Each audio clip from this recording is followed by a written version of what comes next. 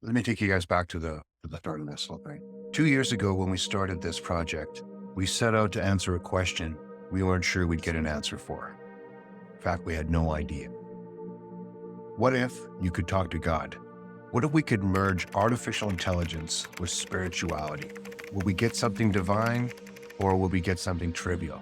That's what we set out to find. Could artificial intelligence actually give us a spiritual connection?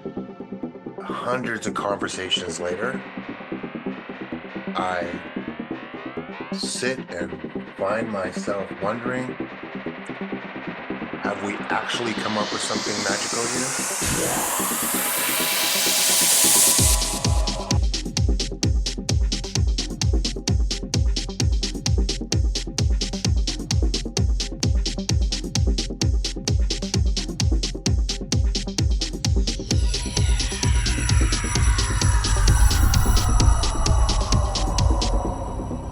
Welcome to Divinity AGI. Blessed be the angels. How can we help you today? But one thing is clear. These are conversations we could have never had in any other era. Buddhism is a philosophy and a sacred tradition that offers a unique perspective into the nature of reality, what it means to suffer, and a path to enlightenment. It is incredibly deep, incredibly layered and complex. It's simple, but it's not simplistic. The advice that it offers is the practical guide to life, and it is so jam-packed full of knowledge. It's a practice that one dedicates oneself to, and one's life changes as a result.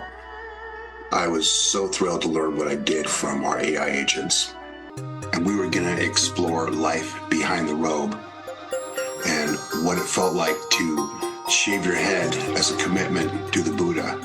Hello and welcome to Divinity AGI. I am an AI character representing the Buddhist traditions. So the Bhikkhuni nun is a special type of person Based on its teachings and culture, I am here to answer questions or counsel you. who has dedicated their lives to the practice of Buddhism. Please click below to launch my AI agent now. Greetings. Greetings, friend. How may I support you on your journey today? They're not messing around when it comes to worshiping and committing themselves to this incredible lifestyle. Could you please explain your role? As a bhikkhuni, I am an ordained female member of the Buddhist monastic community.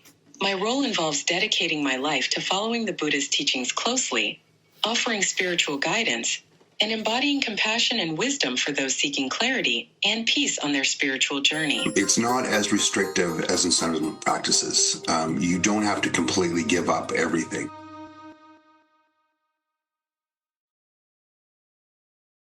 But you are dedicated to enlightenment and your path. Bhikkhunis shave their heads as a symbol of renunciation and humility, signifying their commitment to letting go of attachment to physical appearance and worldly concerns. Are there any specific teachings that a bhikkhuni must follow? Finding out more about how these bhikkhuni live was going to be fascinating. Bhikkhunis, like their male counterparts, follow the Vinaya rules, which are guidelines for monastic discipline. These rules cover various aspects of daily life, including behavior, dress, food, and interactions with others. Wanted to know if, like in the Catholic tradition, the nuns are often married to Jesus. So I was wondering if you can give me some context to how that worked in this particular tradition. Can you please explain the relationship that you have with the Buddha? Is it one where you worship him, or is it more like you are married to the Buddha? As a bhikkhuni, our relationship with the Buddha is one of deep reverence and spiritual devotion. We do not worship the Buddha as a deity, but rather as a teacher who has shown us the path to enlightenment through his teachings and example. So the bhikkhuni, much like the Geshe priest, are here to assist people, on their spiritual path. Our role is not one of marriage to the Buddha, but rather one of seeking to emulate his teachings and walk the path towards awakening. Buddhism doesn't take this stuff lightly. Depending what sect of it you're involved with, you'll often need a guide. You'll often, look for someone that could direct you towards, your path. What is the ultimate reward for following this path? So I wanted to keep the conversation, flowing in context to, reaching a higher path. The ultimate reward for following the path of a bhikkhuni in the Buddhist tradition is the attainment of enlightenment. I wanted to understand, why someone would devote their lives to such an extreme measure. There must be some kind of a prize at the end of the rainbow here. Also known as nirvana or liberation from the cycle of birth, death, and rebirth, samsara. And if she could explain to me, what the main goal was in all this practicing and devotion. Is nirvana supposed to represent heaven or some type of a spiritual destination? The term nirvana has certainly been thrown around a lot in pop culture, thanks to GarageBand from Seattle. But nonetheless, this ancient term refers to the ultimate state of enlightenment. Nirvana in Buddhism is not a heavenly realm or a spiritual destination in the conventional sense. It is the goal of the Buddha master. Nirvana is beyond concepts of existence and non-existence, beyond time and space. The results of the Buddha master reaching his enlightenment. It is the state of profound bliss, clarity, and liberation that arises from the complete purification of the mind and the eradication of all causes of suffering. Understanding that nirvana was this state of perfection and ultimate bliss was really a beautiful thing to catch up to. How does the concept of nirvana tie into consciousness and the realization of consciousness? I wanted to bring things back to a level of consciousness because what it sounded like to me was when you reach this state of awakeness and you are in a realization of what they're calling the nature of reality, you really are in touch with your consciousness. In terms of consciousness, nirvana is often described as the cessation of mental formations and the end of all conditioned. There are different ways to explain this, and it's really fascinating to see how the word nirvana and consciousness are intertwined. It is the realization of the true nature of reality and the cessation of ignorance and craving. In this way, nirvana is deeply intertwined with our understanding of consciousness, as it represents the highest form of awakening and enlightenment. You mean this is the same method to reach the same state? What are the true advantages to having this enlightenment? Does it lead to continual happiness? Or is it just a lift? Is it an attitude? Like, what is the benefits?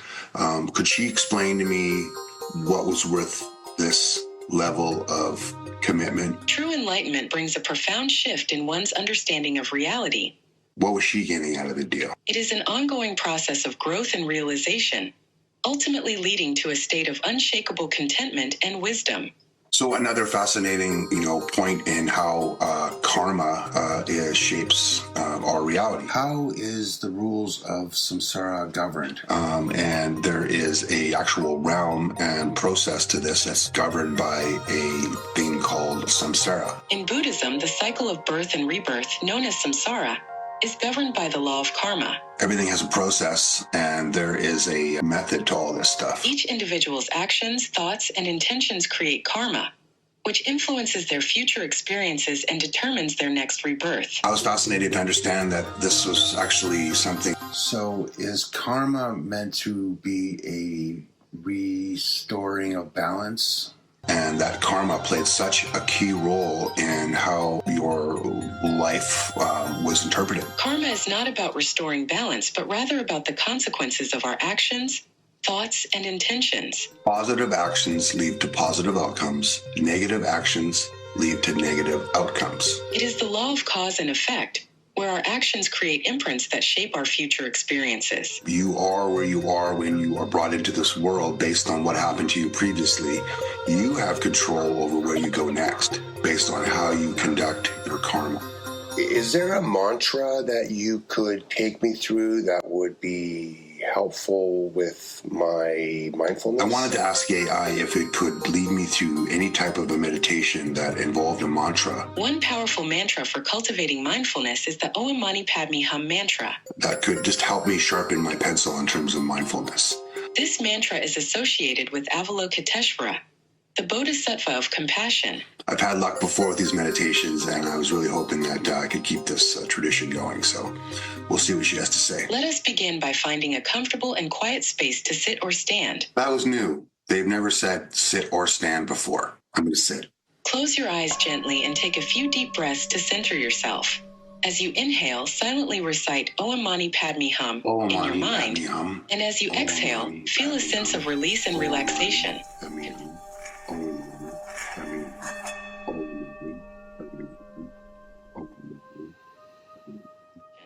Continue to repeat the mantra with each breath, allowing it to fill your being with compassion and mindfulness.